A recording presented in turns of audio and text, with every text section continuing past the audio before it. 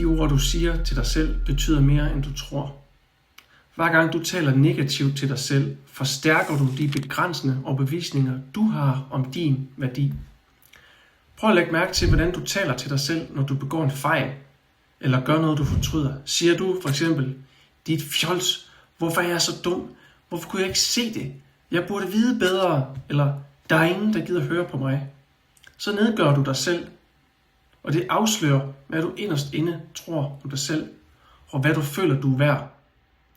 Men her er den gode nyhed, for du har magten til at ændre det mønster. Når du bevidst vælger et mere medfølende og støttende sprog over for dig selv, så begynder du at bygge dit selvværd op, i stedet for at nedbryde det. Tænk på det som at omprogrammere din indre snak til dig selv. I stedet for kritik, så tilbyd forståelse. Erstat de hårde, bebrejdende ord med opmuntring og støtte. Det har større betydning, end du tror. Prøv det.